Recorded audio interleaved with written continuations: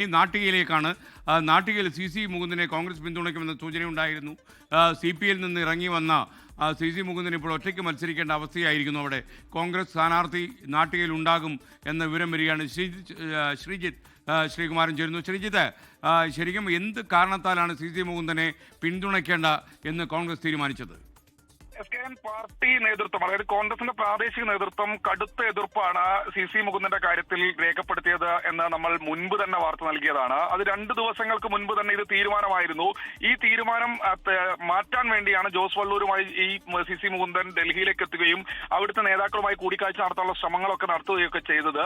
എന്നാലും CC മുകുന്ദനെ കണ്ടെങ്കിലും അപ്പോഴും ഒരു ഉറപ്പ് നൽകിയില്ല. അത് തന്നെ ആ സമയം തന്നെ വാർത്തകൾ പുറത്തു വന്നിരുന്നു, CC മുകുന്ദനെ കൈ കൊടുക്കില്ല എന്നത്. ഇപ്പോൾ ആ സ്ഥാനാർത്ഥിയുടെ കാര്യത്തിലും ഏതാണ്ട് തീരുമാനമായിരിക്കുന്നു. അപ്പോൾ തന്നെ നമ്മൾ ഉറപ്പിച്ച പേര് തന്നെയായിരുന്നു സുനിൽ ലാലൂരിന്റേത്. സുനിൽ ലാലൂർ ഇവിടുത്തെ യൂത്ത് കോൺഗ്രസിന്റെ പ്രധാനപ്പെട്ട നേതാവൊക്കെയാണ്. എന്തായാലും സുനിൽ ലാലൂരിന്റെ പേര് ഉറപ്പിച്ചിരുന്നു. സുനിൽ ലാലൂരിനും പ്രാദേശികമായ എതിർപ്പുകൾ ആ മേഖലയിലുണ്ട്.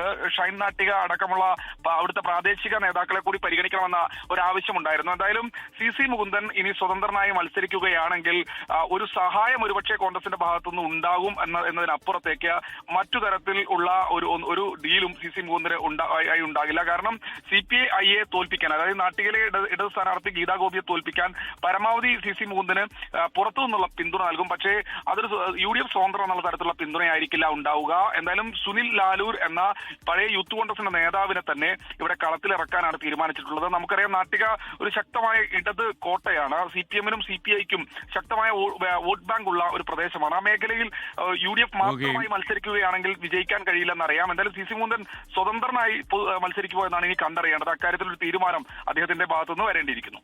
ലോകത്തെവിടെയായാലും ഏത് സമയത്തും 24 വാർത്തകളും ഓഗ്മെന്റഡ് റിയാലിറ്റി പാക്കേജുകളും എക്സ്പ്ലെയിനറുകളും വിശദമായി കാണാൻ ഞങ്ങളുടെ YouTube ചാനൽ നിങ്ങൾക്ക് സബ്സ്ക്രൈബ് ചെയ്യാം.